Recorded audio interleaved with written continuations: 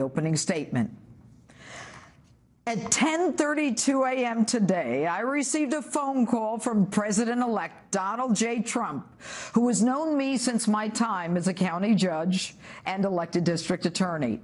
He stated that he looks forward to beginning the process of making America great again, and he thanks Justice and all her viewers for their support.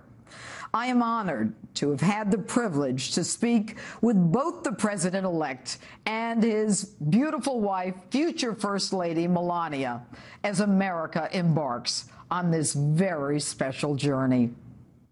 And indeed, it's been one amazing, wild, unpredictable ride. And you've been with me the whole time.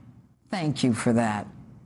Now, I told you from the beginning to strap in that it would be a revolution. Indeed, it was. Yes, there's an insurrection coming. From the beginning, we knew this would be a political revolution. Be careful, boys. Be very, very careful. You don't want to make this a different kind of revolution. I told you this election was a revolution, but even I didn't know how big it would be. It's worldwide. What happened in England is going to happen again. Next stop, the United States. Next president, Donald J. Trump. And within the first moment of President-elect Donald Trump's victory speech, he showed how elegant he was by congratulating Hillary Clinton. She congratulated us, it's about us, on our victory. And I congratulated her and her family on a very, very hard-fought campaign. I mean, she fought very hard.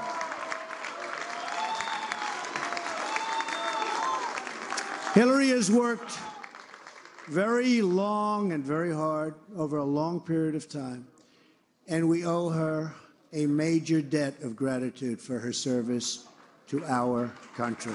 I mean that very sincerely. And not surprisingly, he reached out to Mitt Romney and spoke with Jeb Bush and John Kasich, Republicans who worked hard against him, as well as offering to be a president to all, even those who violently opposed him.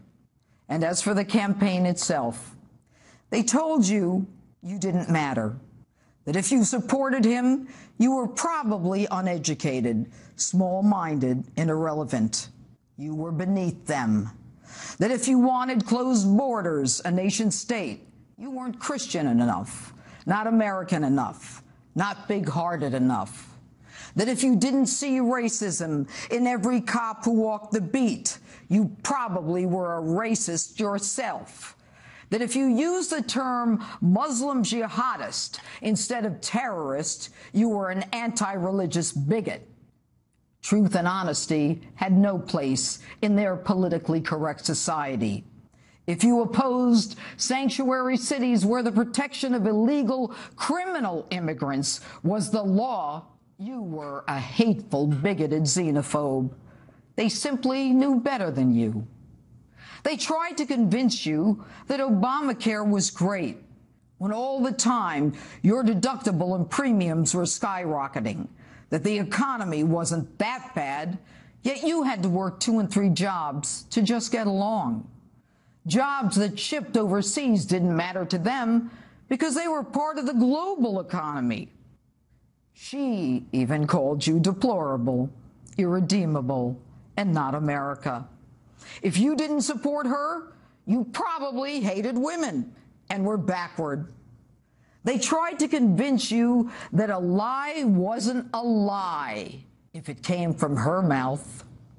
And the media, so corrupt that they shared debate questions with her to give her the edge, tried to beat you down by repeatedly telling you it was useless to even show up at the polls.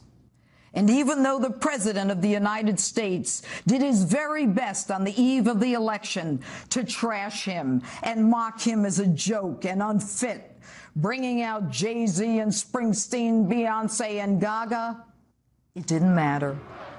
And in spite of it all, even though we felt forgotten, alone, and beaten down, we all came home.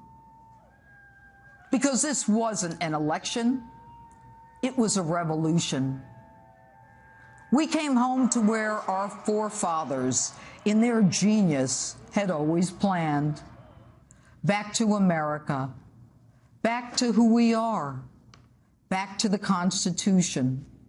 And yes, Mr. Soon-to-be ex-President Obama, we can now proudly cling to guns, our religion, and now our new president-elect, Donald J. Trump. And that's my open. Tell me what you think on my Facebook page or Twitter. #Judge Jeanine.